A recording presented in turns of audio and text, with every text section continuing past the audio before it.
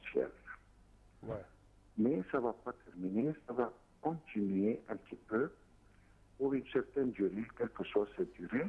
Ouais. Mais il faut prendre en considération quelque chose de très important. C'est que pendant les derniers jours, nous avons constaté quelque chose de très important, c'est que le nombre des attentats a commencé à réduire d'une manière incroyable. Ouais.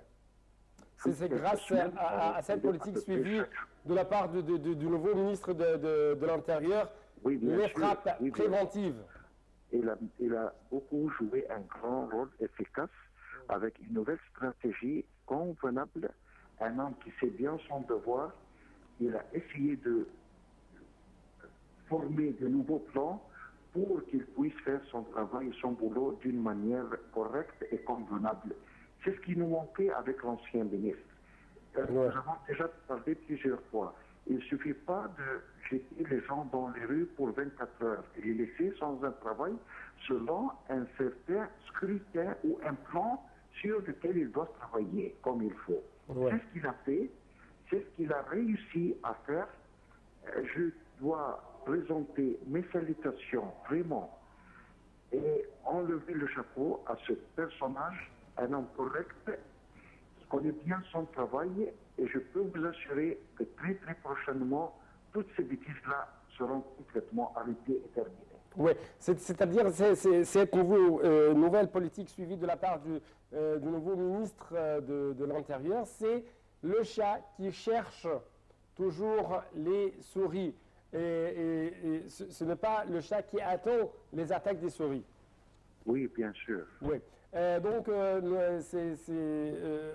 c'était tout pour cette nouvelle. Et nous avons actuellement un autre point ou un autre dossier très très important. Il s'agit de relations très très tendues actuellement entre les États-Unis et les pays du Golfe arabe. Et en fait, l'absence du roi de l'Arabie saoudite durant la prochaine rencontre prévue les 13 et 14 mai aux États-Unis représente un affront du roi d'Arabie saoudite au président américain Barack Obama, et ça selon la lecture de la presse française, avec plus de précision, la lecture du Point. Est-ce que vous êtes d'accord? Soyons un peu sages. Quand on essaie d'analyser quelque chose ou n'importe quel problème, il faut prendre quelques éléments très importants en considération. Ouais. Bien sûr, tout d'abord, je peux vous assurer que les États-Unis cherchent toujours à ses propres intérêts. Ils s'en foutent de la situation, ils s'en foutent de ce qui se passe au Golfe. Où est leur propre intérêt? Ils cherchent toujours à trouver des solutions pour eux-mêmes, pas pour les Golfe, avec tout le respect que je dois à tous ces grands messieurs-là ou tous ces grands responsables, quelle que soit l'apparence ou l'intervention du prince de l'Arabie saoudite ou le prince érythréen qui doit prendre sa place et qui devra le remplacer, bien sûr, les États-Unis essayent de présenter d'une manière ou d'autre quelques solutions qui seront acceptées parmi ces gens-là. Les pays du Golfe, malheureusement, ils seront obligés d'accepter tout ce qui sera présenté par les États-Unis. Mais en prendre en considération quels sont exactement les propres intérêts des États-Unis. Ouais. D'autre part, comment vous lisez actuellement les dernières évolutions en ce qui concerne le cessez-le-feu au Yémen? Est-ce que cela va donner plus d'opportunités pour arriver à une solution pacifique à travers les négociations, ou c'est la pause des belligérants, c'est la pause des guerriers avant de reprendre les activités militaires? Monsieur Hani, n'oubliez pas que quelles que soient les forces qui sont en train de se combattre, c'est une guerre. Nous sommes devant une guerre. La guerre, quels que soient les opposants, les deux opposants sont toujours les perdants. Aucun parmi eux va gagner. Ça doit nous mener à trouver des solutions convenables et ces solutions, nous n'arriverons pas à les trouver ou les atteindre sans, sans avoir l'intention, avec la sagesse, de se trouver autour d'une table ronde pour essayer de régler tous les problèmes. Nous avons déjà constaté depuis plusieurs années ce qui se passe en Irak, ce qui se passe en Libye, en Syrie, au Yémen, partout dans tout le monde aujourd'hui. Oui. Sans essayer de trouver une solution diplomatique convenable, je peux vous assurer que la guerre ne se terminera jamais. Oui. Nous devons laisser de côté ce dossier pour arriver à un autre dossier très très important. Il s'agit de la politique suivie de la part des États-Unis vis-à-vis, entre deux guillemets, la lutte contre le terrorisme. Et cette fois-ci, selon Le Soir, le journal Le Soir, les États-Unis rejettent l'enquête controversée d'un journaliste sur la mort de Ben Laden. Que s'est-il réellement passé en mai 2011 lors de l'opération militaire qui a conduit à l'assassinat d'Osama Ben Laden, dont la revue littéraire et politique London Review of Books, le journaliste d'investigation américain Seymour Hersh, pointe des mensonges, inexactitudes et trahisons de la version officielle, à savoir l'assassinat du responsable des attentats du 11 septembre par les Navy SEALs, les soldats d'élite américains. De son côté, la Maison-Blanche a catégoriquement rejeté lundi les affirmations jugées sans fondement de Seymour Hersh, selon lesquelles l'administration a menti sur les conditions dans lesquelles Osama Ben Laden a été tué au Pakistan. Selon ce journaliste, il y a 3 mensonges, à savoir, d'après le journaliste, le corps du chef d'Al-Qaïda n'aurait pas été jeté à la mer, mais aurait été découpé avant d'être dispersé. Les États-Unis n'auraient pas mené l'opération au solo, contrairement à ce qu'ils prétendent. Ils auraient bénéficié de l'aide de hauts responsables pakistanais qui ont fait en sorte que les hélicoptères de l'armée américaine puissent éviter les radars aériens pakistanais. L'armée américaine n'aurait pas localisé Ben Laden en traçant son courrier ou aurait payé 25 millions de dollars à une source pakistanaise pour connaître la localisation exacte d'Oussama Ben Laden. Selon Seymour Hersh, Ben Laden ne se cachait pas, mais était emprisonné à Abu Tabad. Donc, vous avez des commentaires à faire à propos de cette information? Si on se trouve devant un problème pareil, on cherche toujours ce qui se passe actuellement dans un climat clair. Qu'est-ce qui se passe actuellement? Les États-Unis sont en train de déchirer tout le monde en différentes parts, quelle que soit la manière ou la situation. Un des grands pays pareils, considéré par le plus grand pays du monde, les États-Unis et la Russie. Les deux grandes forces dans ce monde, ils sont en train, bien sûr, de trouver des moyens à fournir les armes auxquelles ils sont en train de préparer dans leurs différentes usines.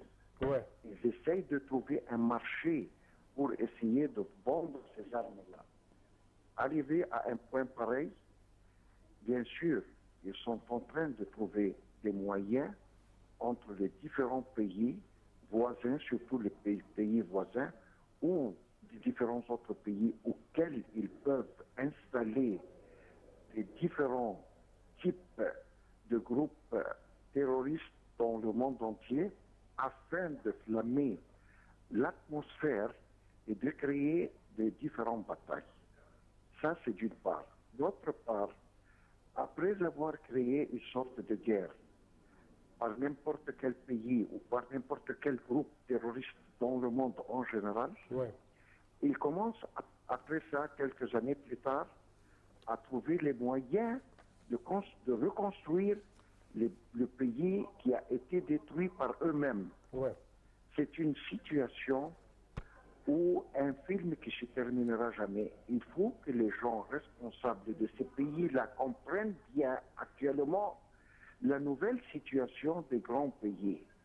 C'est un nouveau moyen, au lieu d'occuper les pays et de les prendre dans la manière, ça veut dire le terrorisme actuellement, depuis des dizaines d'années. Ouais. Quand n'importe quel pays venait pour occuper les pays pauvres, c'était un moyen de colonisation.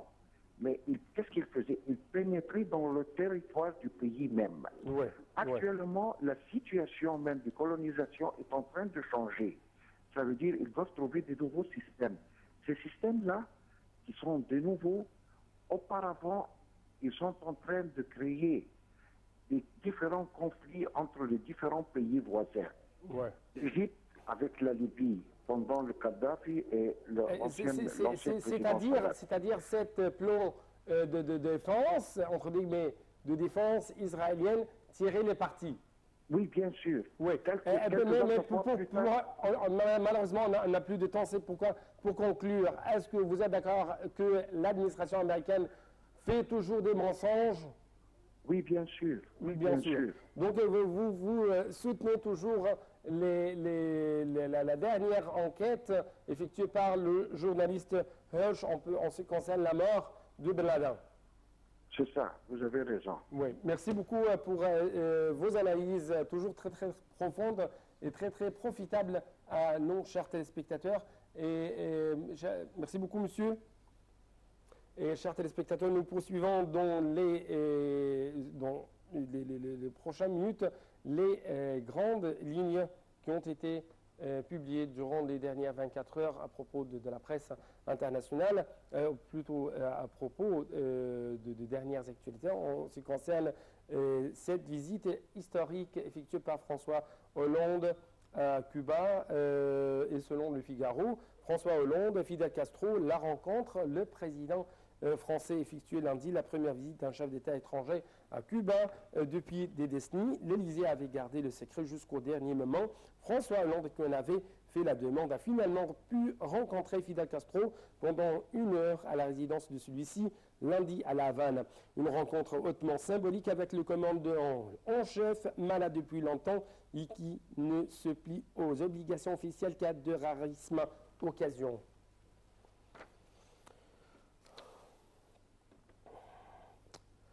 D'autre part, avant de conclure cette édition, nous devons jeter ce rapport révélé récemment par l'ONU et qui dénonce les défaillances de l'OMS